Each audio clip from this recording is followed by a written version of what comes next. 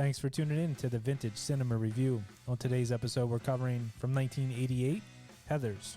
So for my first time ever having seen this just yesterday, I think I would have preferred we left this back in 1988. For the first time, for the last time. Yes. I don't know. I enjoyed Heathers. Might be for me seeing it when I was young.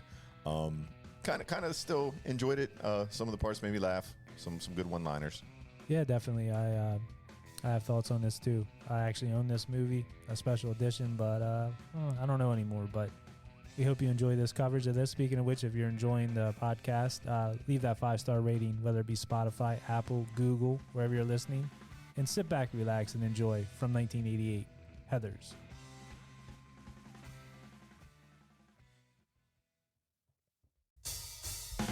Hey, this is Dave. Matt. And Zap. And welcome to the Vintage Cinema Review. Where every week we review some of our favorite films from the past. Hey, there ain't no late fees here. Silence is golden. And be kind. Rewind.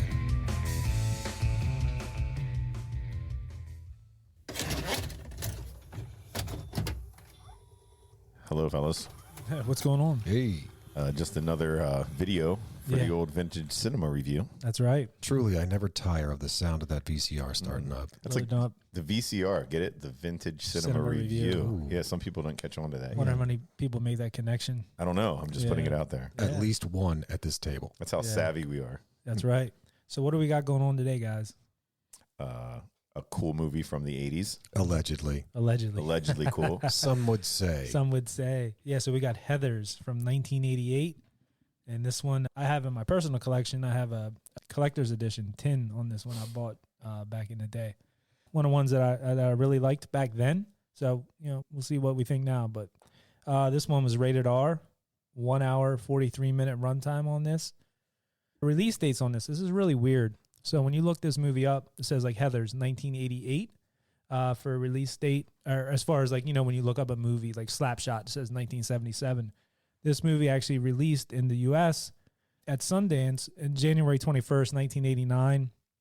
And then pretty much the rest of the country and most other places, March 31st, 1989. So I was thinking, what's with 1988?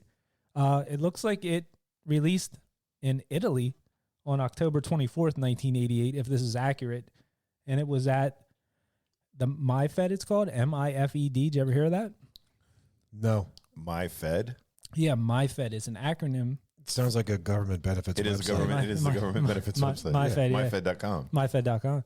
No, it's an acronym for International Market for Cinema and Multimedia in Italy. So I guess- See, it's Italian. That's why it's all. yeah. It's just odd to me that if this movie, that's the only place that it released in 1988. I don't know. That's if you go online and look it up. That's the only thing I could come up with. So odd. Yeah, it's Like, very odd. Of all places, why Italy? Yeah. Oh.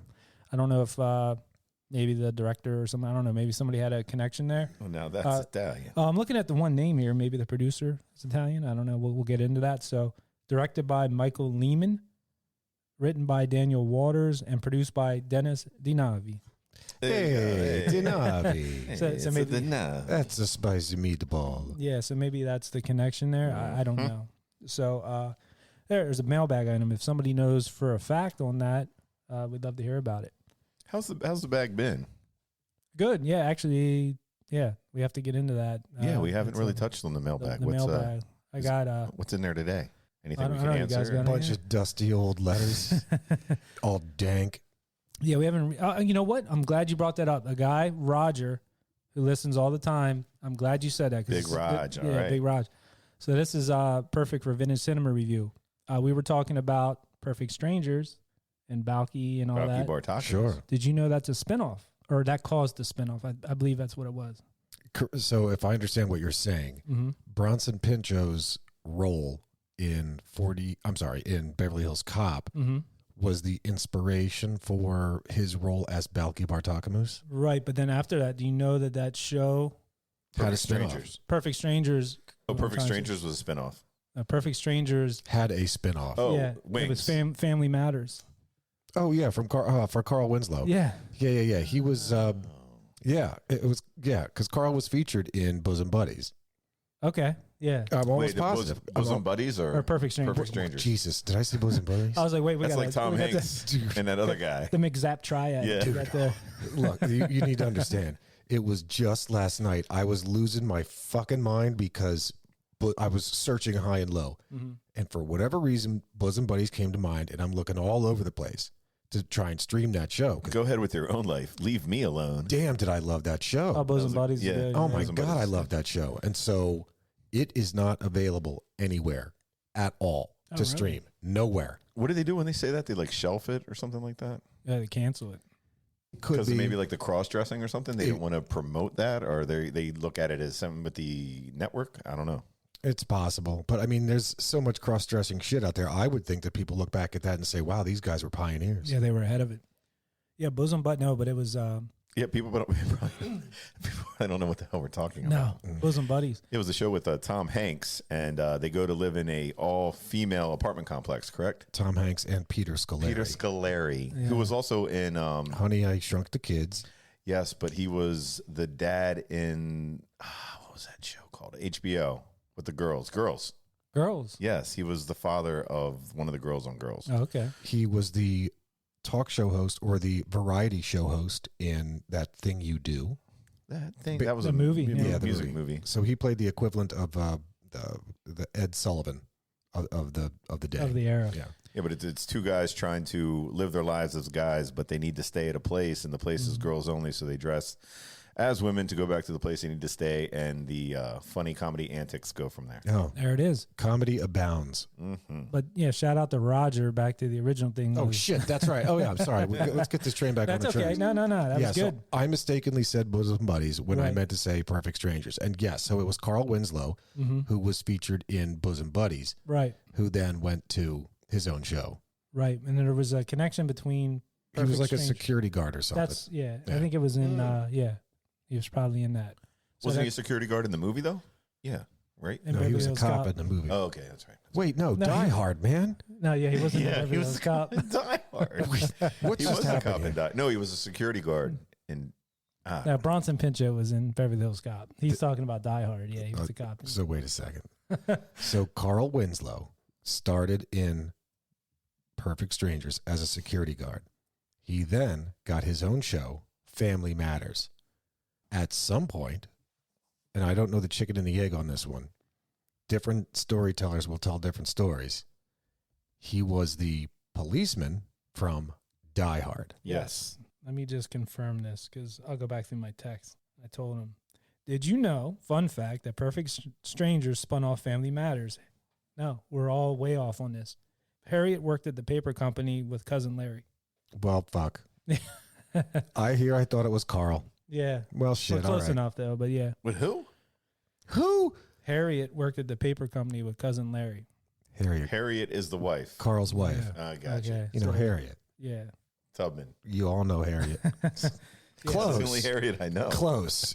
I was trying to think of the movie. Different Harriet. Or the show. Not Harriet Tubman. No. They had the Urkel kid on it.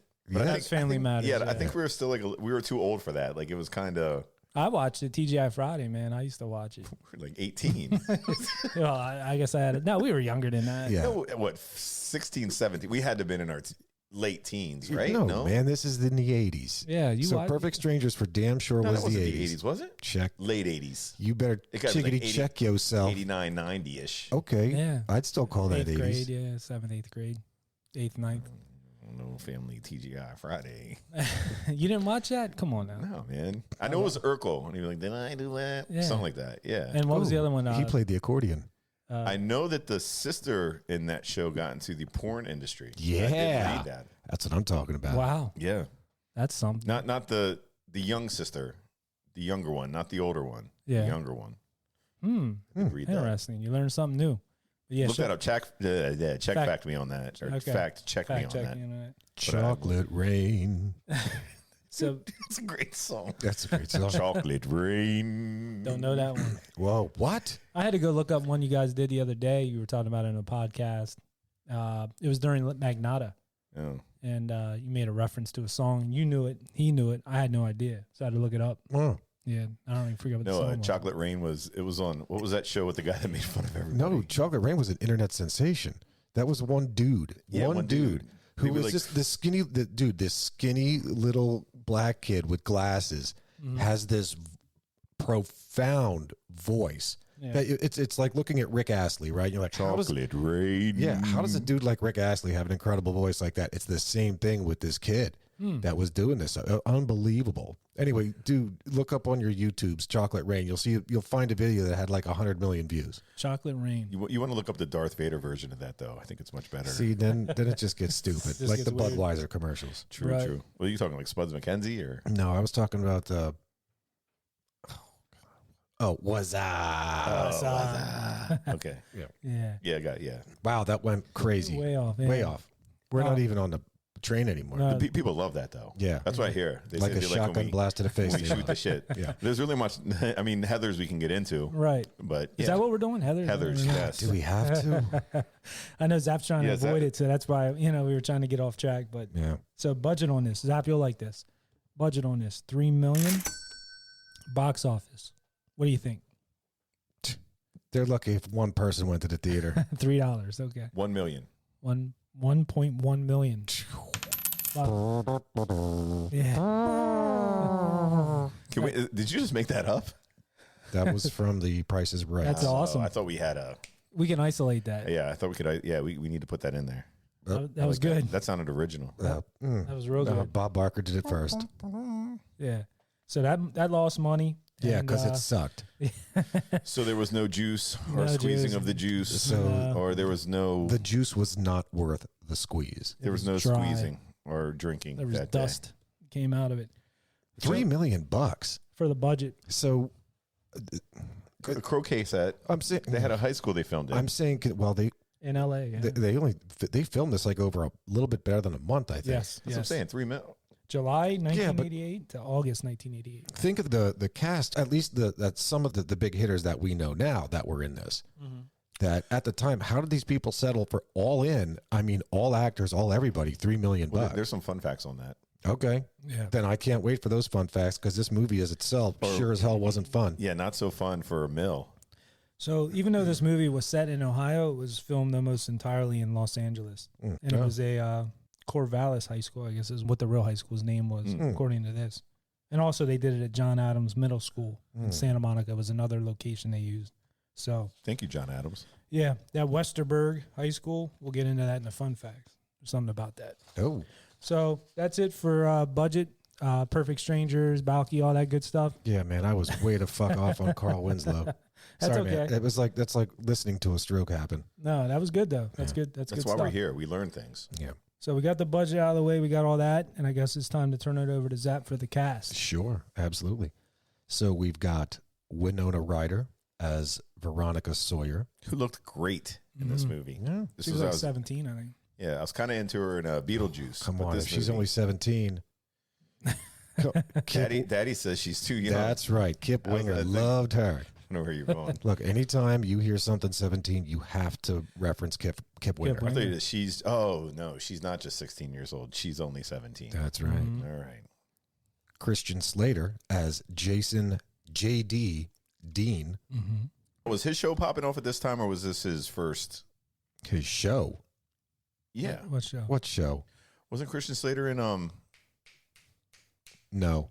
21 Jump Street. No, isn't not it? 21 Jump Street. That was Johnny Depp. Johnny Depp, yeah. And Richard Grieco.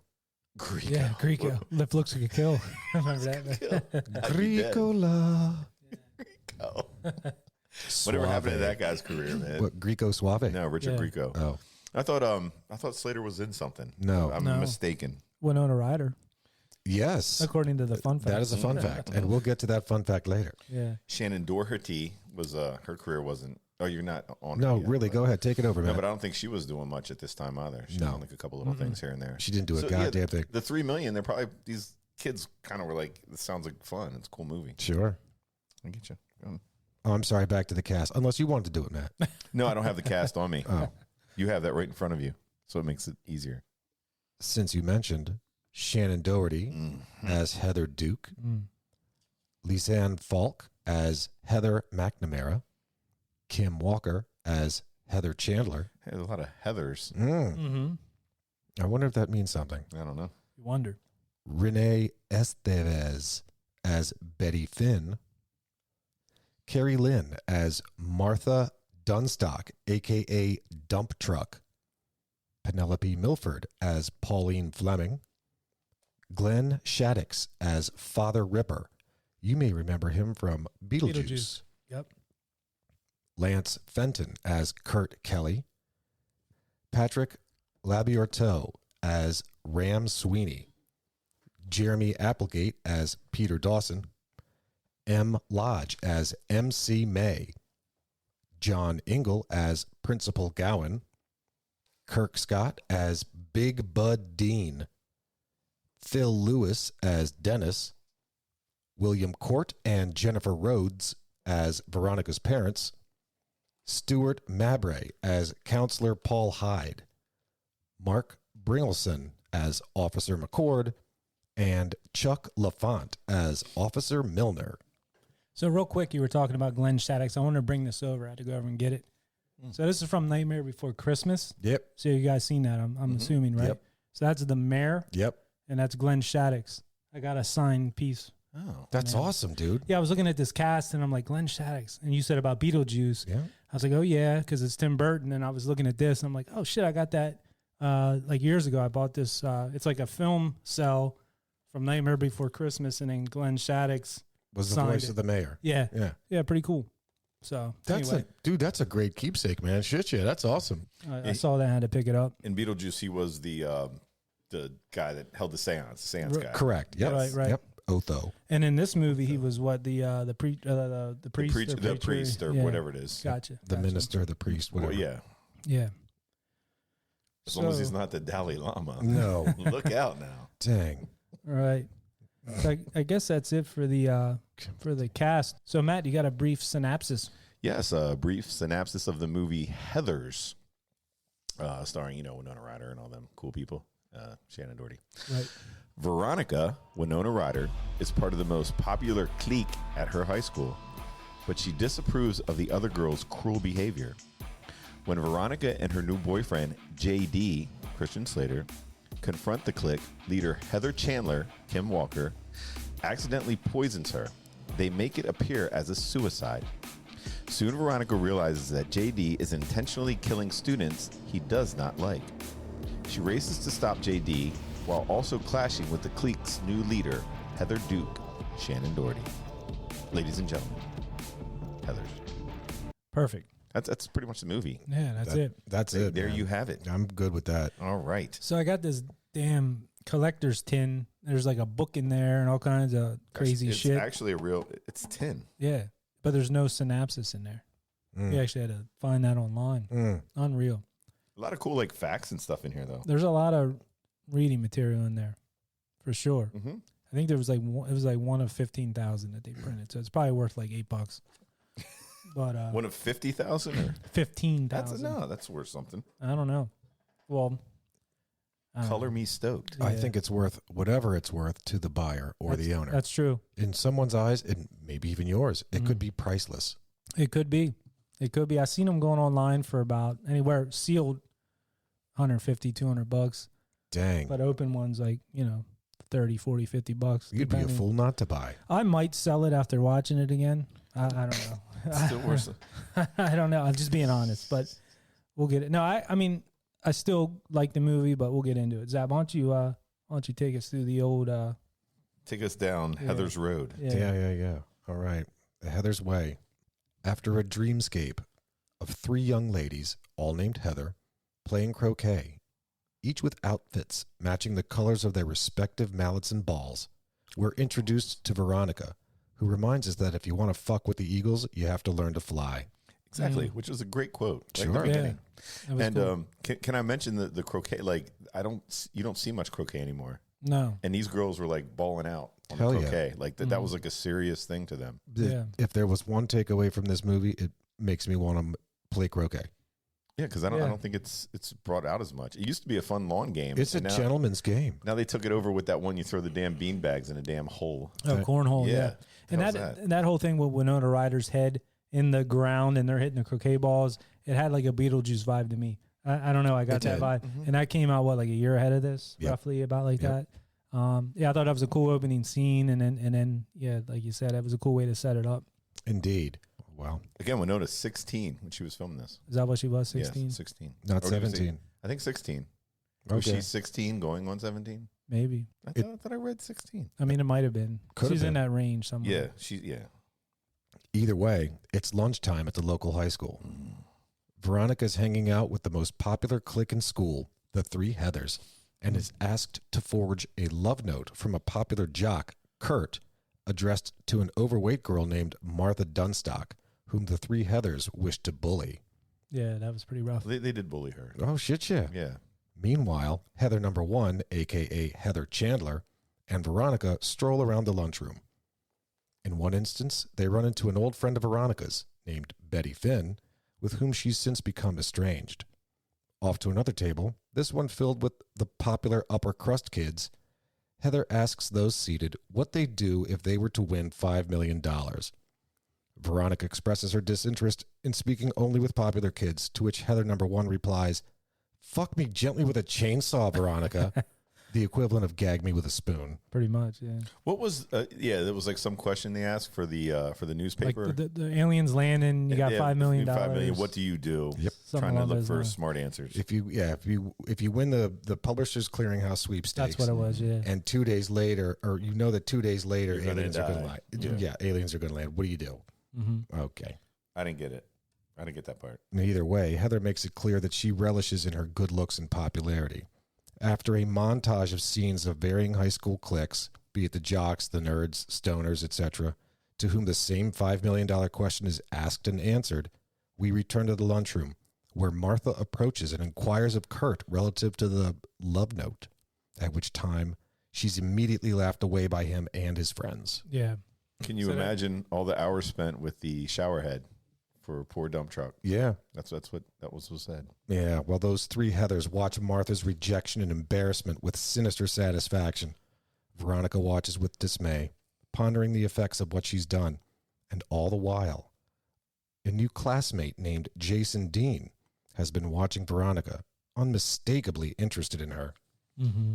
Well, Veronica was the only one out of the Heathers that had some sort of heart. The other ones were just like Heartless. Yeah. heartless. Yeah. It was mean. She had friends before. She wanted to just be like a regular kid, but then the popularity of high school, I think, Mm-hmm. took over, and then she just wanted to be in the little clique. Yep. Yeah. I mean, when you're a teenager and this movie kind of like plays on all that, is you remember how you just want to fit in and be in Mhm. with the cool kids. Yep. And you end up saying shit or doing shit that you probably not Shouldn't comfortable do, with, yeah. but you want to fit in and be cool. So, Life's full of a bunch of forks in the road. right. You just, decision after decision, you'll go one direction or another. Mm-hmm. Veronica makes her move and introduces herself to Jason. After a short exchange, she's whisked away by Heather Chandler. But the jocks who'd been watching the exchange are none too impressed with the new kid. Yeah, the jocks are really into Veronica and Heather. They want her in like a sandwich or something like that. Yeah, he's like They yeah, do. saying some shit. I mean, they're the popular guys that Yeah. want to stick with the clique of popular girls. Yeah, I like when he looks over and he's like, "What's this guy's deal?" He's like, "We should go kick his ass." He's like, "No, man, we're seniors." Like, That's all that guy wants to do. yeah, he's is always kick looking kids' to fight. asses. Yeah, that was It's cool. like we should just go like fuck with them a little bit. Yeah, Well, they do, and as the two jocks try and fail to haze Jason, he brandishes a revolver and shoots them both. Fear not, the Right. bullets were blanks. yeah. What did you think of that part? Because it was your first time seeing it. Did you think it was for real or? Yeah. So, of course, I thought it was for. Oh, I'm sorry. I thought it was some kind of dream, Like a dream fight, Somebody was yes. having a dream. Like it was the same follow up to the equivalent of the dream in the beginning, where the three Heathers are hitting a croquet balls at right at what's her name's head, at Yeah, Veronica's Winona's, head. yeah. Or So Veronica, yeah. I thought this was potentially part of a dream as well. Mm-hmm. But then after this scene, when they're talking about, hey man, what happened at school today, and everything happened at school today, I'm thinking, wait, Jesus Christ, That's legit. how is this possible? That's where it gets into what Zap was saying later. Like he realized it was like a black or a dark comedy. Mm-hmm. So I mean, it is very comical, but there's some stuff in there like what the heck? Like that doesn't make sense. Yeah, it was jarring to see that was the first thing to happen, and you think, holy shit, like this is a real deep and heavy and like sad bad movie, but no, quite the contrary. Right. Now, this, of course, is before the days of Columbine and all kind of that shit shit. like that. But So brandishing a gun at school only gets you like, Well, that's what they said. They were like, "Oh, what do you get detention or something?" Yeah. They're like, "He should be suspended." They're like, "Well, they weren't real bullets." yeah, they It's weren't real kinda like, bullets, but you they can. were just, yeah. Well, that was also, they said some weird shit like that in a couple of other 80s movies that we. Well, we got into it with Breakfast Club. Yes, Remember? Breakfast Club. It was Yep. a but but He was brought a gun to flare school. gun. it was a flare gun. gun. That's Yep. what. Yeah. But then we were talking about that, like a flare gun to school, and you just get like a day of detention. Mhm. Ugh. And now, equally, and I remember this from that conversation about the Breakfast Club. I know kids, I should say, I know people our age that when they were at when they went to Cumberland Valley, Mhm. they would have shotguns in the backs of their cars because Yes. these guys would go out hunting, or I'm sorry, not shotguns, rifles. Yeah. Or Mhm. hunting was their life. Yep. So, hey, man, yeah, let's, like cutting out of school early, let's go shoot something. No, And that's big like deal. hunting for animals, not goodwill hunting. Right. Right. No, not at all. Not long after the shooting incident, the three Heathers and Veronica are playing, yet again, croquet, Mm-hmm. recounting the day's events relative to Jason and the Jocks, and discussing the forthcoming evening's Remington party at Remington University. Mm. I've never heard of that Me neither. university. I don't know if that's a thing or Well, that's Rem- it's. Oh. fun fact. Oh, there is a Remington University. So the gun that's used, the Oh. pistol that's used, is a 44 Magnum, also known as a Remington. Remington. Yeah. Remington Steel. Yeah. Let's not don't sleep on Remington Steel. Yeah. That was like an '80s show. Hell right? yeah, that's Yeah. Pierce Brosnan before he was James Bond. Oh yeah. Pierce. I forgot about Pierce Bronson in that. Yeah. I was thinking it was like a what do you call it? Those daytime shows, like a soap, Soap opera? but it's not. No, It was action it or was action. As the steel turns, something like that. or Yeah. Days of Our Steel. Days of Our Steel. Yeah, Days of Our Steel. P.S. So while we're on the topic of the croquet, and again, I mentioned it earlier, there's certainly, all the girls are dressed in a particular color, Mhm. and I should say each of the girls are dressed in a particular color, which then corresponds to their croquet mallets and croquet balls. God, I miss colored tights.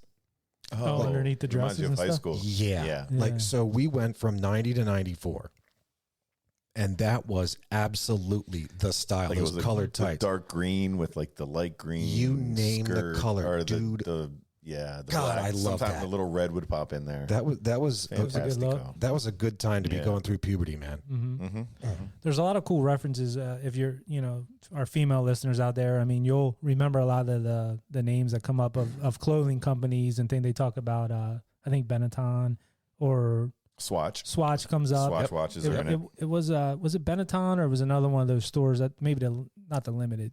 I She, forget. no, she Gap said or limited. It might have was been it limited. She said Mhm. the limited. There's a lot of cool references to those 80s styles and clothes and different things that I remember just from growing up. And the girls talking about going shopping here or there. And They for damn sure did mention Chess King though. no, Chess King did not come up. No But yeah, Chess the ladies wearing the shoulder pad look. Yeah. I remember that. Hell Yep. yeah.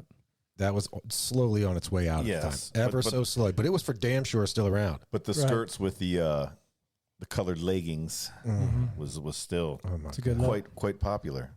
Yep. Thank you, the Lord. Yeah, thank you to the Lord's school, because a lot we didn't see jeans that much, so we were used to the nice skirt and Mm-hmm. I'm glad I didn't. legging I'm look. glad I didn't see jeans. Yeah. Yeah, on dress down day though. That was Mm. kind of a fun little switch. I know, man. Mm-hmm. Dude, some of those skirts that those chicks would wear, man, they look like they should be in a Bobby Brown video. And I'm saying when we were Oh, coming in, up, in high school? oh my God, yeah. Like, Mhm. how did they get past that? Well, wasn't our rule like at our school at McDevitt? Didn't the skirts have to be like Knees. below at the Certainly. knees or below? Knees. Need two hairdos sometimes. Mm. That's true. Yeah. Put a pick in that for Christ's sake. Yeah. All right. Meanwhile, on her way to the Remington party with Heather Chandler, Veronica happens upon Jason at a local convenience store, and they continue their getting to know one another banter. She's growing more and more interested in this interesting young man. At the Remington party, Veronica is clearly disinterested and disgusted with being there. While Heather provides her date with a blowjob, Ooh. Veronica avoids any and all interaction with a lousy college guy seeking only sexual stimulation. Again, Yeah. these guys were rather rapey. In Yeah, this very movie. much, This is yeah. stuff that is not going to be filmed or anything today, unless it's in like Well, a this bad one was a kind of little way. mild, I thought, This compared to wasn't some of rapey at some all. of the other stuff I saw. How is this rapey? I mean, I know what you're saying, but some of the scenes were like he was just trying to get with her, you know what I mean? And she I was guess, like, yeah, he was just like saying things. right. I mean, she pretty much. It was kind of handsy. He was being convincing was all. Yeah. I'd say a little handsy. Yeah, I mean, Okay. yeah. 15. So wait, she started at 17 and now she's down to 15. She went By the backwards. time we're done with this, she'll be in middle school. Yeah. Anyways, not long after, Heather and Veronica have an argument as a result of the goings-on at the party. After the party, Veronica puts her frustration to pen as she expresses her remorse with having befriended Heather Chandler and the others. Oddly, Jason arrives at her window, wishing to continue their banter over a game of strip croquet. Winner. Yeah. Well, somebody was a winner because, lo and behold, Veronica and Jason have sex on her parents' lawn. They didn't say they had sex. They were just naked and smoochy. Or did they say they had sex? They for goddamn sure had sex. Okay. I think they did. Yeah. I think they did. I think they were saying, like, kind of. Who's just laying there Showing. naked, cuddling with one another, with clothes all over the place, looking very exhausted after? I mean, that must have Maybe been a they're- hell of a game of Maybe they're croquet. naked cuddlers. Maybe. Never know. That's okay. It's entirely possible. It is possible that she kept her virtue. Yeah. I think they might have done it, though. You're right. Dare I say unlikely. As they exchange their wishes for the future, they find commonality in their shared dislike for Heather Chandler. Mm. The next morning, they sneak into Heather Chandler's house with the intent of concocting a drink that will induce her to vomit. Veronica wants to keep it simple, while Jason immediately goes for the strong stuff, which would be drain cleaner that would certainly not only induce her to vomit, but likely poison and kill her. Mm-hmm. Veronica creates her concoction in one cup, while Jason prepares his poison potion in another cup. What Veronica wanted to give her orange juice and milk. Yep. See if she a would mix throw to up. see if she can handle it. I remember, like, was it like Heather kind of threatened her, like, don't show up to school Monday. Yeah. Basically, your life's over. Yeah, You're I'm going to gonna another destroy school. So to kind of like, they really made you, and they do that with most movies. Like, if somebody's going to die, sometimes they'll make you just dislike them. So it's not as, Yep. you know what It's I mean? not as big of a loss. Or you'll say, you know what, good, I'm glad he or Yeah. she is dead. Yeah. I think they really tried to do that with her. And if you watch this movie, this Jason Dean character is a little bit of he's a little out there. He's interesting. Yeah, and then like the stuff with his dad, we'll get into that, but he's just Mhm. a strange Different. character. Different Yeah, very guy. different. He's strange, all right. Veronica was into strange though. Mm-hmm. Both cups are taken to Heather, who's still sleeping off last night's hangover. Heather accepts and guzzles Jason's concoction and dies almost immediately. Guzzles what? Guzzles. She guzzles Jason's concoction. okay. I'm gonna edit that. Make you say something. Guzzles Jason's cock. Yeah. Oh, you too. Yeah. That'd be a different movie then. I would. Yeah. Well, that's what. That's probably another Heather's Actually, no, that's what Heather was doing the night before at the Remington Yes. party. Yes. concoctions. Yep. After a short episode of pondering the results of their actions, Jason and Veronica quickly scheme to make it appear as though Heather committed suicide. Veronica pens the suicide note. Yeah, she has a canning ability to copy people's handwriting. That was Like like a mimic thing it with and this. stuff. Yeah, so I don't know how is like one of her hidden talents or something like that. Mhm. Is she the one? She wrote the note in the beginning. Then Yep. I didn't catch that. Mhm, Yeah, in the mhm. cafeteria. You're right. Okay. Yep. Because she could see people's handwriting and copy it to Copy a T, it. and that was part of the movie, part of the black comedy about it. Mm-hmm. It's her shtick. It's her Mhm. stick. Yeah, Yeah. You're right. In the next scene, we see the high school's teachers and principal, more than half of whom smoke, by the way, which is awesome. Yeah, I was wondering about that. yeah, they're part. all like It's like the good old days. That room is like a fucking smokehouse, man. Unbelievable. Anyway, Right. these guys are all discussing how to handle and deliver the news to the students. Meanwhile, the remaining two Heathers and Veronica are in the locker room, discussing Heather Chandler's wink wink suicide amongst themselves. Heather Duke, who'd been suffering from bulimia as a result of the now dead Heather's influence, is now eating like she's never eaten before. In this case, a cold chicken leg. Mm-hmm. delicious Yeah. Heather McNamara. in the locker room. Sorry. Yeah. Yeah, why not? She Yeah. just carries it with her. Hey, man, sometimes, you just got food in your pockets, like gummy bears. Yeah. Warm ones. They've been in my pocket all day. Yeah. Heather McNamara, rummaging through the now dead Heather's locker, finds a Swatch watch and gives it to There it is. Veronica. In the meantime, Veronica takes a moment to ponder what she's done. You know about those Swatch watches? My wrists were so skinny when I was a kid, like little kid, that I had to wear like the girl watch. You know what I'm saying? Because my wrist was too small. Yeah. And I wanted a Swatch watch like in the worst way when I was like, 10, 11, whatever. Sure. So I had to get because the girl watch, the head or the face was smaller. Mm. You know what I mean? I'll never forget that. That They had sucks. those Swatches had the guards that you could put over them. I Yeah, absolutely the had a Swatch Swatch guard and on my Swatch watch. Yep. That was a cool thing. I think those were like 6th, 7th, 8th grade for us. They were Kinda, big. right? Yeah. That sounds about right. Mm-hmm. So Yeah, actually, that's right on. Yeah. and my dad was like, "Why don't you just get some jellies too to go with that?" Oh, Remember the girls wear? dads were always supportive back then. Fucking Falky. Yeah, Falcon Falky. Oh, dads. God I damn, remember that's mine had two gray straps, and it had like a light green middle with In the middle. like a quarter of it was like a Mm-hmm. pinkish reddish color. Well, then I turned like 13, and I built my wrist up. It got bigger. Yeah. Yeah. By 14, it was raring to go. I went like Fucking triple wrist X. is huge right now. It's weird though. I had to wear the watch on the Just this- one side. on just the one arm, but my other arm was so much fucking bigger. Yeah. Certainly for my Swatch watch, it was a clear strap with a clear Face. body that holds the face, and then the face itself was see through. Where by see through, you're looking at the gears moving. Right. That's cool. The hands were red, and the Swatch guard was red. That thing was so badass. Oh, they're awesome. I think they're like $300 watches Dude, I'd now. kill to have that watch now. Mm-hmm. Yeah, well. In the next scene, a teacher discusses Heather's death with the class and passes Heather's suicide note around for all to read and reflect upon. Yeah. She was a damn hippie. She was a damn hippie. And did either of you notice in that hippie's classroom the USA for Africa poster on the wall? No, I The didn't We see Are the that. World poster with No. all of the stars, the singers and shit. Oh shit. Oh, yeah. After school, Veronica and Jason watch the local news channels broadcast video remembrances made for Heather by varying students from the school. We meet Jason's father, who shares an odd common dialogue with his son where Yeah, very one strange. speaks as though they're one another. Yeah, that was weird. Like, hey, dad. Like, he's saying to the kid. Yeah, the like, kid's he- like, he what's says up, to- son? Yeah, he'll say to his dad, hey, you kids keep it down out there, or, just weird. Like they're But all these switching roles. and shit. all these kids being mentioned, the Heathers and Veronica and Jason Dean are all, you can tell they all have money. Mhm. They're all very rich Absolutely. That's children. A Yeah. wealthy area. Because the dad, I guess, is construction. Yep. Yeah. What was up with that? I don't know if you guys took notice. Once again, I'm That's in, Big Bud Dean. Big Bud Dean. I always take notice the AV shit in movies. What was it? Did you guys notice that rock looking receiver? Yep. On top of the TV. Yep. So it had a nice Mitsubishi tube television, Mm-hmm. wood grain classic, and then on top there was a VCR, and then on the left side, it looked like Flintstones fucking VCR or something. It was like a stone covered receiver. Yeah. It was just odd looking. Receiver or radio or something Radio. like that. And Yeah. I think it was a radio. yeah, and when I saw that, and I'm almost positive it was a radio. Mhm. Because he shoots it. He does eventually at Later some point. on, yeah.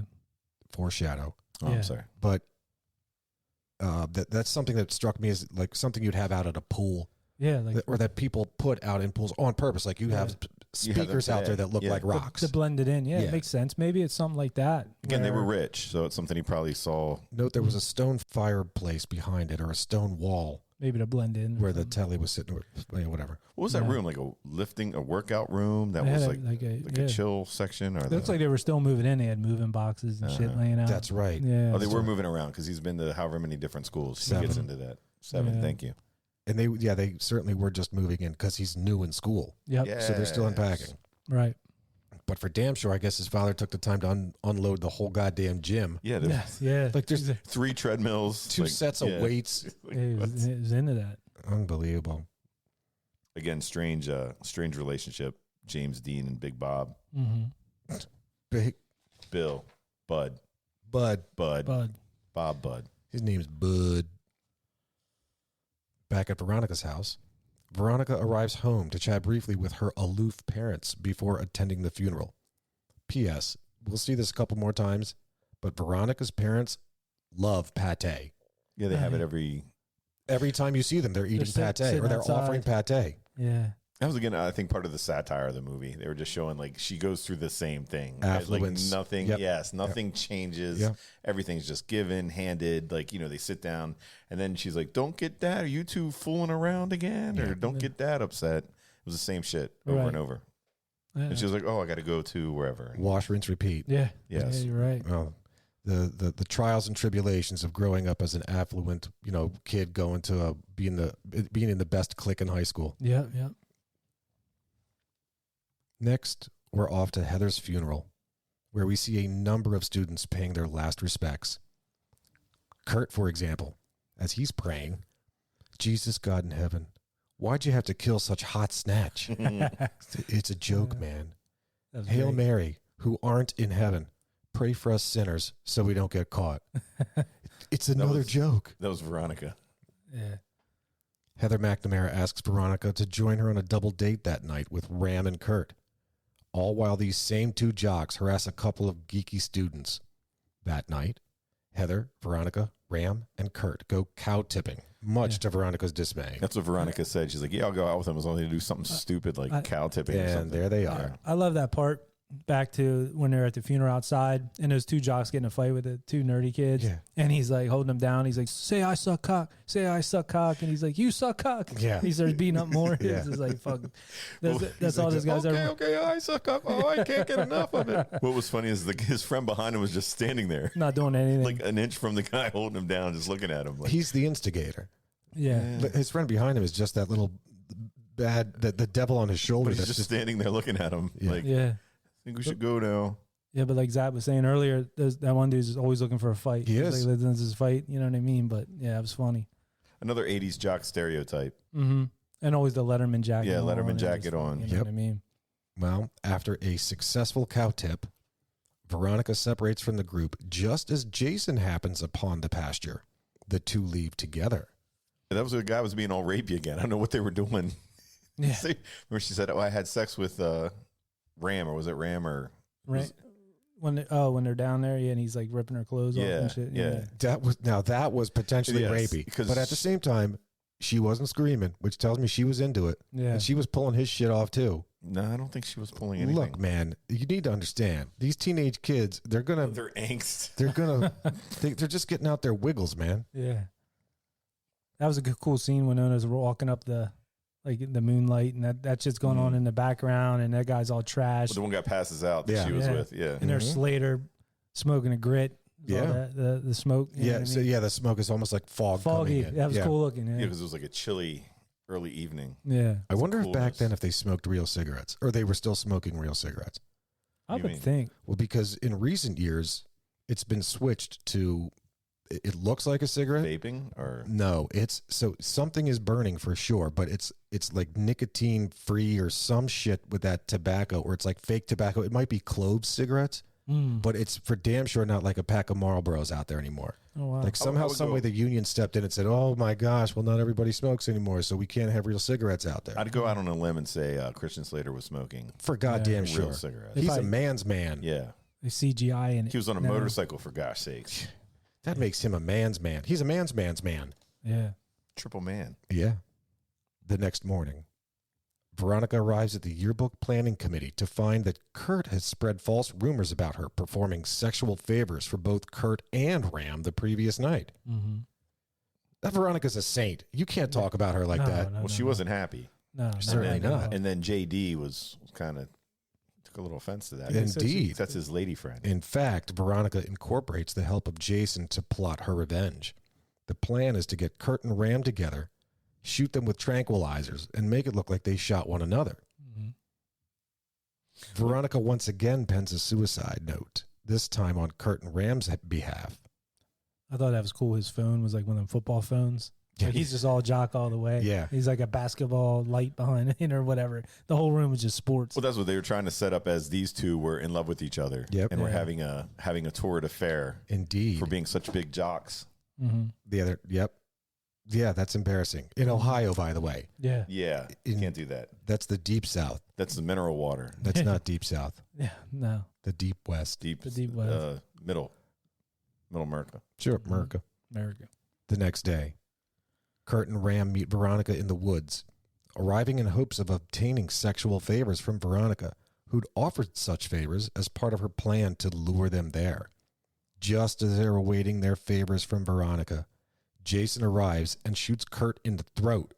Ram runs away, but returns to the scene and is shot in the chest by Veronica. Mm-hmm. Well, didn't they were going to get like a double blowjob? Isn't that what he? Yeah. Yeah. He's like, what?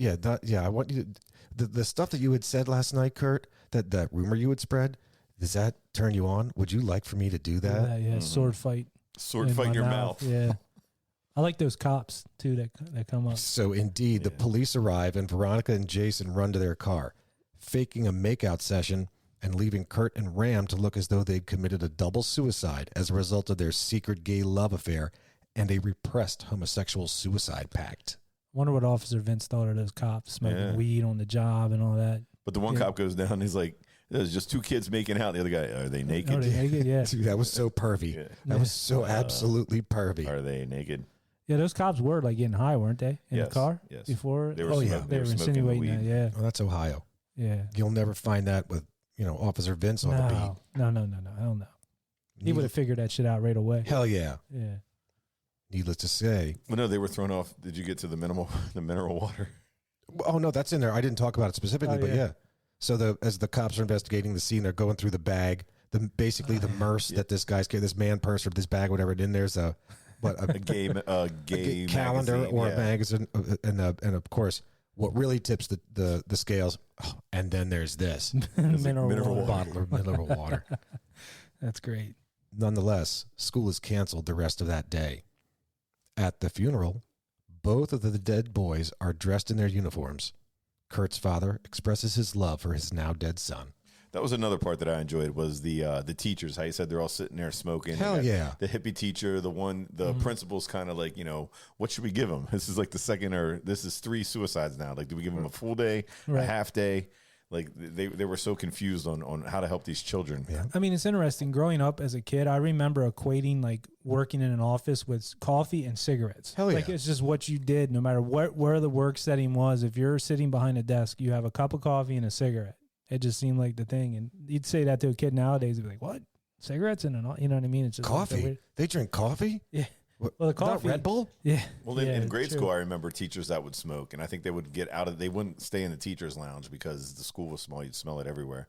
But they would go outside and smoke. And I also remember in high school, there'd be teachers that go out on their, between classes. Hell yeah! Oh yeah. Have a cigarette. Absolutely. You don't see much of that anymore because I don't think you can smoke on school grounds. So where do they go? Yeah, I don't know. Where do they go? I don't know. When I'm at McDevitt, I smoke. When I'm anywhere, I smoke. No, I'm saying we were at McDevitt. Kids would go out. There was a smoking corner. The teachers would smoke. I'm saying today you can't smoke on school grounds. On the grounds, yeah. Maybe public school or all school. All school. Oh, Yeah. I don't know. No guns and no smoking policies. Either one, yeah. Interesting. The next day at school, the teachers and principal agree upon how to handle the recent suicides at school. The one hippie teacher coordinates a hand-holding session in the lunchroom just as the news crew arrives. Jason revels in the chaos, and Veronica is lost in her own confusion. That afternoon at Jason's house, while Veronica and Jason discuss the current events, Jason's father arrives and shows them a video of a building being demolished. As he revels in the destruction, we learn that he is the one who'd planted the explosives in that building. Now, the oddity of Jason's and his father's relationship becomes more and more evident. We also learn that Jason's mother died in one of Jason's father's building demolitions. Mm-hmm. Something very strange is afoot with the Deans. Yeah, Jason and his dad, both very messed up individuals. Weirdo. Mm-hmm. Having I think Veronica's having enough of that. Well, having had enough of that, Veronica breaks up with Jason. That's it. Yeah. The next day. But the Dino don't like that. No. No. Not very happy. Because Veronica's uber hot. I thought any one of the 3 Heathers was hotter than Veronica. Hotter, yeah. I'd say Veronica and then maybe Shannon Doherty. Heather 3. Yeah. Doherty, I'm not a big fan. Doherty. Yeah, she's okay. I think I lost. So for sure, if I'm just looking at her, if she just keeps her fucking mouth shut, she looks great. Yeah. But it's her voice and I think her attitude that just annoyed the piss out of me and it completely turned me off. Mm-hmm. Anyway, that next day, Jason blackmails Heather Duke into doing his bidding. which is having her take the lead as the head of the popular clique, and even dressing and acting as the now deceased Heather Chandler. And that is Shannon Doherty's character we were just talking about. Heather Duke is Shannon Doherty. Yes. That's correct. But yeah, Jason Dean starts putting the poison in her ear and telling her how great she is, and he has a plan for her, which he was like smooth, and I guess And blackmail-y. Blackmail a little bit. Yeah. At Veronica's house, Veronica reconnects with her old friend, Betty Finn, over a game of croquet. Mm-hmm. In the meantime, we see a scene of Martha, that fat girl, alone in the gymnasium, followed shortly thereafter by a scene of her walking into traffic with a suicide note taped to her chest. The news of Martha's attempted suicide is brought to Veronica's attention at her house as the new lead Heather arrives and informs her and her parents of the events. Turns out, Martha didn't die. She tripped and fell in front of a car, wasn't hit, and is in stable condition. So not even at this point in the movie realizing that it is in fact a black comedy. Like I'm getting nervous watching this Martha girl Walking across the walking with what is clearly a suicide note, or just walking into oncoming traffic. Yeah. Like I was like, oh my God, don't do it. Don't do it. What if the first car stops, then you're just standing, then you're just walking across the street? I mean, so people How do far that. do you walk? It's like Jesus. Just walk back. It's like walking on water. It's like Walking on Frogger. We just want to die. No, it's different than Frogger because the cars don't stop in Frogger. You're Yeah, right. they So, keep but I'm going. just saying, like, if the car, like, one car is like, and then the other cars are just, and then you're just walking. That's all. Like, we got to wait for this lady to cross the Look, street. not for that. People do that nowadays. I mean, if any one of you Walk down the street. try to drive get hit. downtown, or okay, you'll see if you're driving downtown or any place, hell, drive through a parking lot, like a Walmart parking lot. People don't give a fuck. Yeah, They're you're just right. They just walking walk. anywhere they want. They just walk. They expect you to stop. Mm-hmm. Same with hell. The people don't use crosswalks anymore. They just walk across the goddamn street, and it could be 3 lanes of traffic. They don't give a shit. True. Oh well. Expecting you to stop. Mm-hmm. Heather Duke and Veronica are found later, listening to a radio show in Veronica's room, as Heather McNamara calls in the show and expresses her ongoing depression issues. The next day, as Veronica recounts the recent goings-on, she notices Heather McNamara leave the classroom abruptly. She follows her to the bathroom to find that she's in the midst of attempting suicide by swallowing a full script of sleeping pills. Veronica gives her a quick pep talk. Suicide avoided. Yeah, she Nice. stopped her. Yeah. She saved her life today. Mm-hmm. Someone saved her life tonight. Sugar bitch. Didn't she? Did she? In the meantime, Heather Duke, at the direction of Jason, obtains each student's signature on a petition to get the band Big Fun to play at their high school's upcoming dance. Go. Sorry, I was putting my the Big Fun. The Big Fun I was need more notice than that, man. was a group about. They were called Big Fun, and they were like, it was suicide. Just don't do it. Isn't That was their song? That Yeah. was their song. Yeah. It was It's very popular. Yeah, it was a catchy tune. Back in the day. Had a hook. Veronica is the last remaining holdout on the petition. She and Heather have a fight and a falling out. Jason arrives only moments later. Veronica expresses her dislike for Heather Duke. And after the possibility of rekindling their relationship while murdering Heather Duke appears to be a possibility, Veronica swiftly comes to her senses and leaves Jason. Veronica returns home that evening to find her parents waiting for her. Turns out that Jason had stopped by and put them on suicide watch for Veronica's sake. His visit was actually for purposes of threatening Veronica, having left hints to Veronica that he would kill her and make it look like a suicide, just as she and he had done with a few students prior. Mm-hmm. So that's creepy as shit. Yeah. Yeah, Like- she couldn't call the cops because she was already involved in As- 3 murders. As fuck. Mm-hmm. Mm-hmm. She was like stuck. Yep. Like Chuck. Mm-hmm. Yeah. Stuck like Chuck. In a dream sequence, Veronica has a dream, dare I say a nightmare, that Jason had snuck into her room and the two go off to kill Heather Duke in her house. Awakening from her dream, knowing the extent of Jason's resolve and fearing for her life, Veronica decides to stage a fake suicide, thereby beating Jason to the punch should he, indeed, sneak into her room as she'd dreamt. Mm-hmm. That was a good hanging scene. Yeah. Because she must have. She do something like that in Beetlejuice too. Oh, she did something. like a hanging or something. No, I think that somebody was hung. Wasn't she trying to kill herself? She was. like that? She was. talked about, "I wish I were dead." Like she Yeah, was that just so kinda stuff. sad to be there. Yeah. Mm. And damn it, we reviewed that goddamn Yeah. movie. I kind of feel like there was a scene similar to that. I just don't know how she Beetlejuice. wrapped herself up so well to keep her body weight. Mm, Well, yeah. maybe she did it all by herself. Impressive. I'm impressed. I was. Yeah. Not surprisingly, Jason arrives later that night and finds Veronica in her room, having apparently, bang, hanged herself. Damn it. Foreshadow. Yeah. Damn it, I wanted to hang it. In Yeah. true villain form, he exposes his master plan to what he thinks is Veronica's dead body.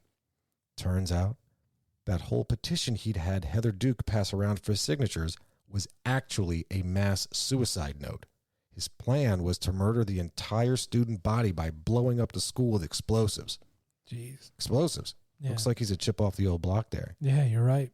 I learned was- it by watching you. There was a like when he was watching the dad show that video. I think it was might have been that video we were talking about earlier, or there was something that I remember him Yeah. looking like a little bit long at it, like like getting an idea, like the gears were turning. Absolutely. Yeah.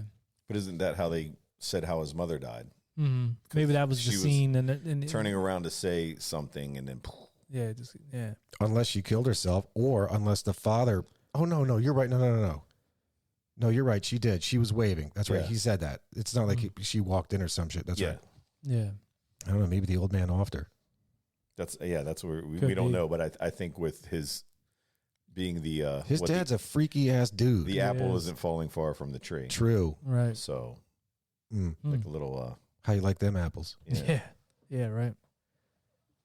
The next day, with Veronica still alive and now at school, which I couldn't understand, but whatever. Yeah. Jason arrives with a bag of well, I'm going to do that all over. Okay. The next day, with Veronica still alive and now at school, Jason arrives with a bag of explosives, strategically placing them in varying locations throughout the building. There's a pep rally scheduled at the end of the day.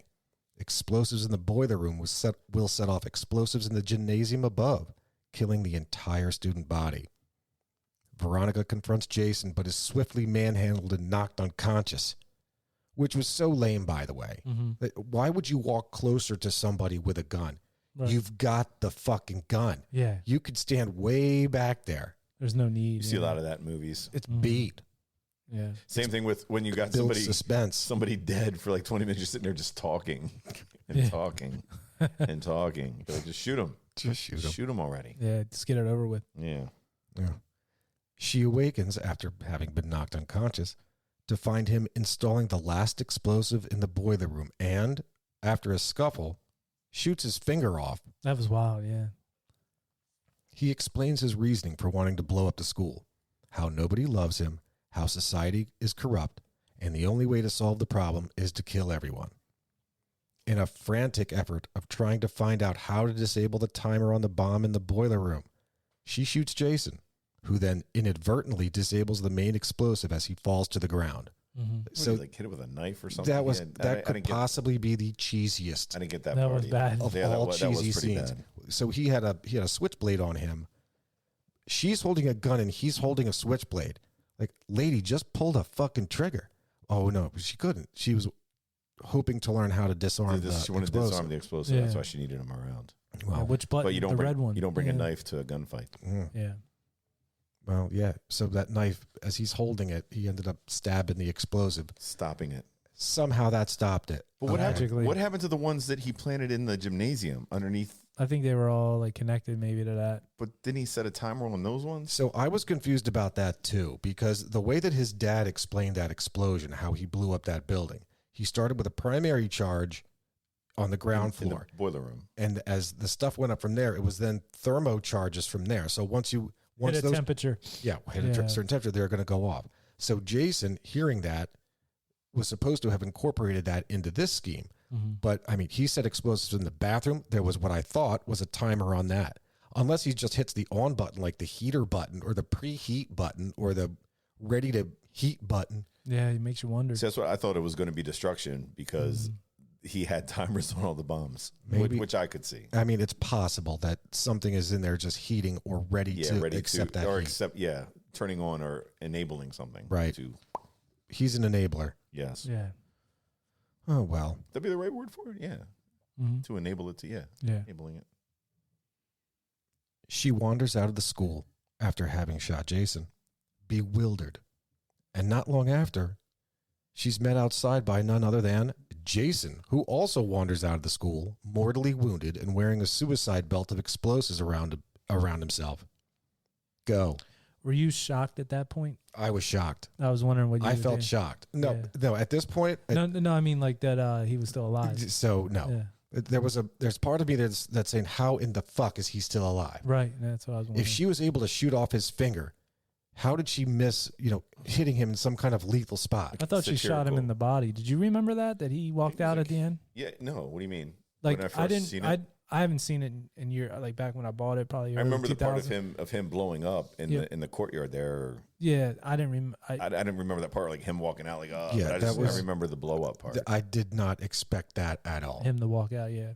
For some reason, I was thinking that part happened inside. I don't know. Well, like the little bit of banter there between Veronica. It was cool. Yeah. Yeah. And JD. Well, and indeed, after a brief exchange of some snarky comments between Jason and Veronica, Jason's suicide comes to fruition as the bomb around his torso explodes. Boom. In the immediate aftermath, we see a new and improved Veronica. She removes Heather Duke's hair scrunchie, which was formerly Heather Chandler's scrunchie, figuratively removing Heather's crown as Queen Bitch, and declares herself to be the new sheriff in town. She then makes friends with Martha Dunstock, who is still recovering from falling in traffic, by inviting her out to hang out.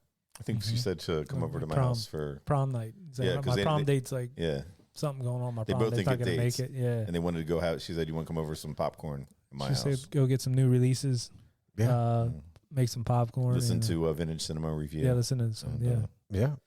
I did like how Veronica, Winona Ryder, was standing there after the blow up. She had a cigarette. Yep. But then the whole thing was It was burnt like down. burnt down to Yeah, her ashes. face was dark, and it was a good ending. Yeah, it was cool. It was the best ending because I was happy the movie so ended. happy it was over. Yeah, I gotta admit, I remember it being much better. I still get it for what it is, and I don't know. I just I still like it. I should say. I mean, I just don't think it was great. Dude, you know? I'm with you. Look, Yeah. I totally get, and we were talking about this earlier, and I will certainly give it the benefit of the doubt Mhm. that had I seen this back in 90 or Mhm. whenever this, whenever I would have otherwise seen it when everybody else saw it, I'm sure I would have loved it. I'm sure I would have a completely different opinion about it. Mhm. But I don't know, seeing it now at 46 years old, They're like, what the hell? yeah, it's just, to me, it was just dumb. Yeah. I believe it was one of those ones I got at either Blockbuster or one of those. I remember it was a rental, I think maybe my sophomore year Mm-hmm. of high school. Because I remember watching it with a group of friends. Odd either of you two were there.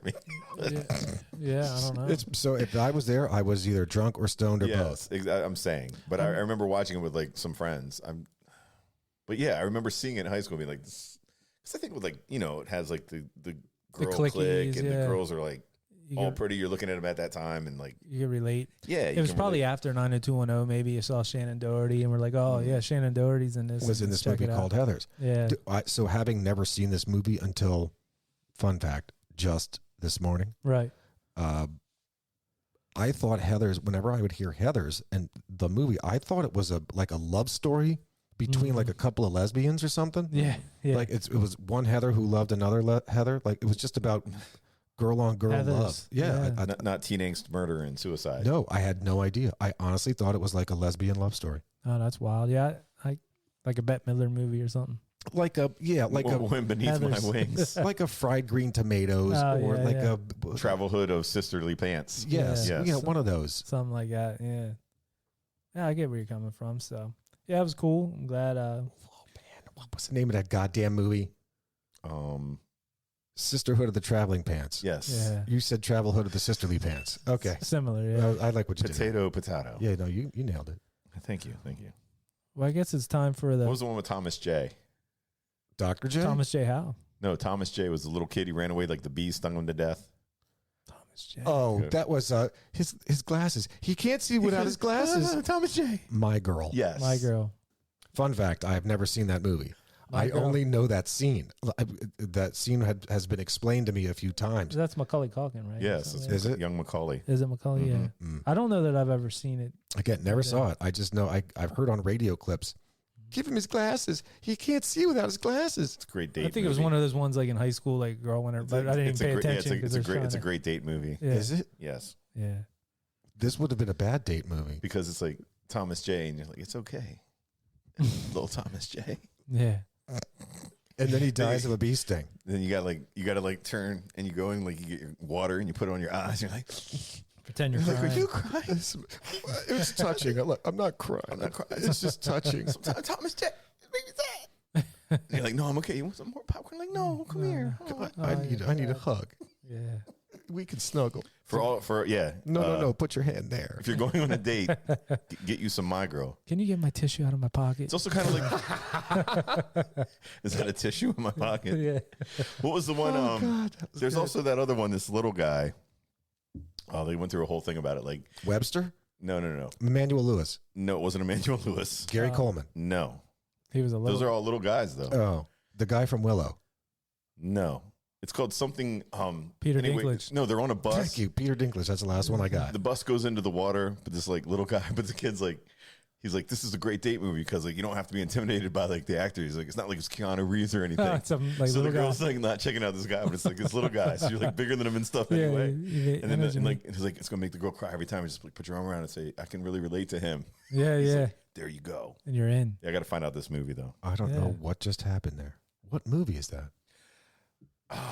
It's all right. Simon B. Says. Simon Birch. Simon Birch. Yeah, Simon Birch. Never heard I of remember Simon that. Birch. I don't know that I don't know that I saw the movie, but I know top I'm aware 5 of date it. movie of all time. Really? Yes.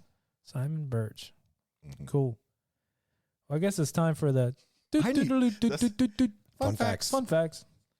Where's our fun fact beacon? Or We're I getting know. there. I was We gotta working be- on it, but there's a weird thing with that. I got to talk to you guys about that. There's copyright law you got to get past. You'll There's get circus? You'll get flag. Literally, they'll flag your shit. And all for that. circus music, yeah. Yeah. And there's ones that say copyright free, but then there's people like, oh, it used to be on like a certain, yeah. it's a fucking circus. So there's So I can't go out in my backyard and juggle. there's shit like that blows my mind, that there are such old as hell songs that are just free to own. Like Happy Birthday Eating. Correct. Yeah. Like, for Christ's sake, just like shit like that.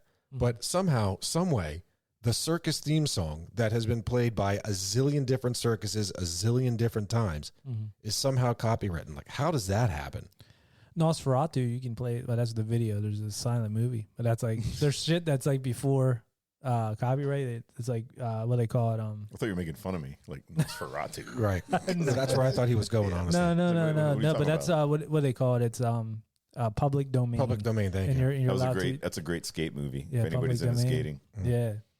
But let me start these off here. I got a cool one here.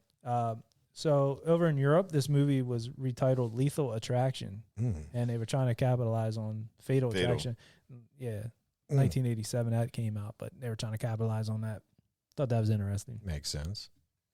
Hey, man, if it's available, I say go for it. I wonder if they had to pay for copyright. Well, Lethal Attraction, it's different. Fatal Attraction or Lethal Attraction? Oh, you're saying the name, the words. The name's different. It's 2 yeah. words. That's fair. Yeah. See, I'm getting different things here because in some of the stuff I looked up, it says Winona Ryder was younger than Veronica. It says Winona Ryder was only 15 when she landed the role as Veronica. She turned 16 during production. Is that what we said, or we said 17? Well, you could be right. I mean, maybe she was 17 when it came out. We could have the court reporter play this back to us, Mm-hmm. but why bother, because we're recording it. Yeah. But I don't care. I mean, really. I just remember hearing 17 and there was a Kip Winger reference, and then I Yeah. just lost interest from there because I was satisfied having had a Yeah, Kip but Winger reference. 15 for when I guess she did her what's that Like called? the read. Your read. Mm-hmm. So that's young. Very young. Fun fact. Veronica could have been Oh, here we go. Justine Bateman or Jennifer Connelly. Oh, I like Jennifer Connelly. Both turned it down due to the subject matter. Yeah. And I like Jennifer Connelly in the Hulk, the Yeah. one with Eric Bana back in the early 2000s. I like her in Requiem for a Dream. Oh yeah, that's Oh, yeah. that's like I almost got an X rating. Yeah. What? Mm-hmm. What? Yeah, Yeah, because of the drug use and the ass to ass. the ass to ass action. Huh? Ass to ass. Yeah, Ass those guys to in the ass. party and stuff. Huh? Yeah, I didn't know that. yeah, I It thought- was pretty. I thought she was cool in Labyrinth.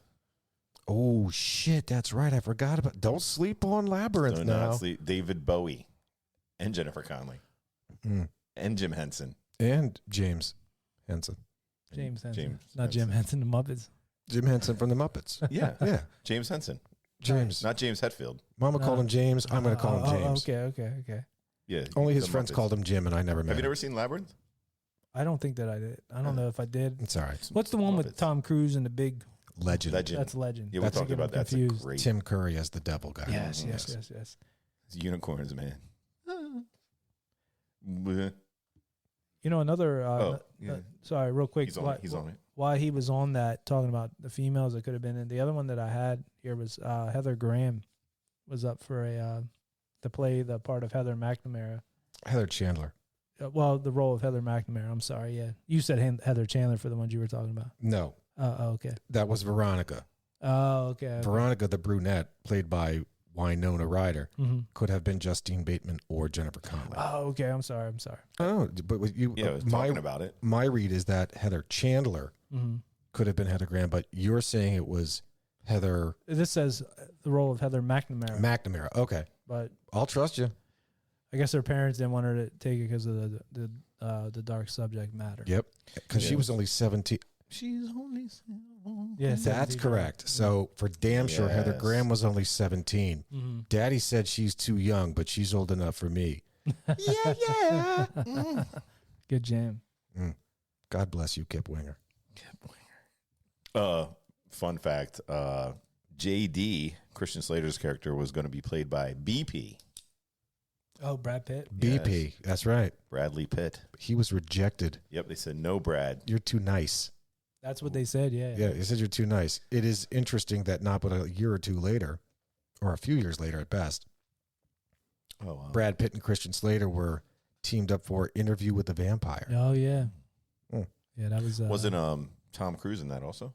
Yeah. Was that? Mhm. Yeah. He played the vampire Lestat. And who was the young girl that was in that? Turned out to be a great little actress. Oh, God.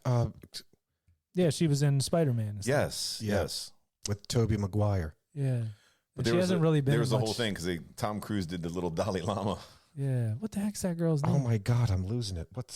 It's Betty Ford. no. No. Oh shoot.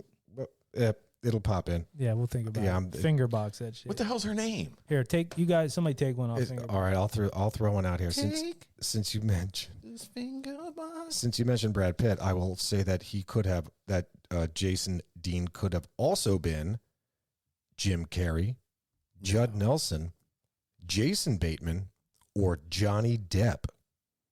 So it's kind of some big Well, big that's- hitters there. Yeah, that is. I'd say. The names Veronica and Betty come from the Archie comics, while the girls' last names Sawyer and Finn are taken from the Mark Twain classic characters. Kirsten Dunst. Kirsten Dunst. God damn it! Yeah, she was in Interview with the Vampire. What's the name of the blonde chick that was in Charlie's Angels? Oh, not Charlize Theron. That's it. Charlize Theron. No, it's not Charlize Theron. No, but that's like on the tip of my tongue. So- Oh man, she was in yeah. So not Drew Barrymore and No, not Lucy Cameron Liu. Diaz. Cameron Diaz. Yeah. Thank What you. was on the tip of your tongue? The Dalai Lama. Yeah, not Charlize Theron. I like what you did there. Thank you. Fun fact. Yeah. The final shot of the movie is the same shot featured in Nancy's Dream in Nightmare on Elm Street. Oh yeah, driving away. There's a scene. Oh. The final scene of this movie is in the high school, and off in the distance you see just this long stretch of lockers with Winona and the fat girl at the end of the hall. That same location, same scene was featured in Nightmare on Elm Street in Nancy's Dream. Oh, I see what you're saying. And also, I was thinking about it when you were talking about the ending scene with the boiler room. I was thinking about Freddy. Oh, yeah. I was thinking about it. We had a pool underneath our gym. Yes. They could have filmed something cool down there. Yeah, man. And a somebody makeshift gym down there. Somebody died in that pool. Yeah, somebody. Scary. That's the rumor. Yeah. They did. Mm-hmm. Winona has it. Rumor has it. Winona Ryder and Christian Slater both had crushes on each other while they were filming this, but Christian Slater was dating Kim Walker, who played Heather Chandler. Fun fact, further that one up, he broke up with that bitch. Oh. He broke up with Kim Walker to go messing around with Winona. Winona. About that. And then Kim Walker was like, oh, hell no. Who's that bitch? Bitch, please. So I know, Zap, you said about this movie being kind of beloved and people dig it and stuff. So according to Entertainment Weekly's 50 Best High School Movies from 2006, this one ranked at number 5. Yeah, well, they're fucked. Yeah. That voting was rigged. It was rigged. Yes. Like all the elections anymore. You heard it here first. Yeah, that's right. Yes, that's right. In the basement. They were saying Shannon Doherty had a Heather-like attitude. They were saying she was a real shit show to work with. So much that the lady who played Martha Dunstock in real life would call her like, this bitch is coming again. Like she hated her. Oh, for real? Because she tried to take on this persona. But then it turned out like in real life. Almost, is it like method acting? Yes. Yeah. Like she took it so seriously. People thought she was really like that. Daniel Day-Doherty. Nice. She didn't eat for Man, weeks. well done, Dave. That was awesome. Yeah, but she was reportedly so innocent she had trouble swearing. And then Please. when she said to fuck me gently like a chainsaw, she just couldn't bring herself to say it, she said. But then she took on this persona that was so Shannon Doherty like that people really thought she was such a bitch. Well, she was a bitch. You saw her as a bitch in 90210. Yeah, you're right. You're right. In fact, she actually, I don't want to double my fun facts because No, go for it. My last one's pretty good. But the fun fact, Tori Spelling. thank you. Yeah. So you know where I was going with that. Yeah. God damn it. Bless you, Dave, for being able to read my mind. Yeah, so Tori Spelling was watching this movie and said, Dad, Aaron, that's with 2 A's. Right. Dad, you need to you need to cast that woman in this 90210 show because she's just a bitch. Yeah. She would make a perfect girlfriend for Dylan. For Dylan, yep. That 30-something-year-old guy with the sideburns. The sideburns, yeah. So you're gonna kiss me now, Shannon Doherty. He looked like a balding Richard Grieco with a fading voice. You're right. A strange fun fact is Heather Chandler in this movie, who was Heather Walker. Kim Walker. Kim Walker, is that her name? In real life. Heather Chandler, Kim Walker. I'm sorry, thank you. She said in the movie, "Did you have a brain tumor for breakfast?" She later died from a brain tumor in 2001 at age 32. That was one of my 2 last fun facts. Oh, I'm sorry. No. Fun That's fine. factuated it. No, in fact, so fun fact, 2 of the cast members, one of whom you just mentioned, have since died of circumstances strangely coincidental to their parts in this movie. So Matt just mentioned Kim Walker. The other, Jeremy Applegate, who played Peter. That's the smart guy who wanted to get into Harvard. Yeah. Who he actually, in the one scene, he prayed at Heather's funeral scene that he never commit suicide. Like, dear God, don't let me commit suicide. Yeah. He ended up committing suicide by shooting himself in early 2000. Holy shit. That's crazy.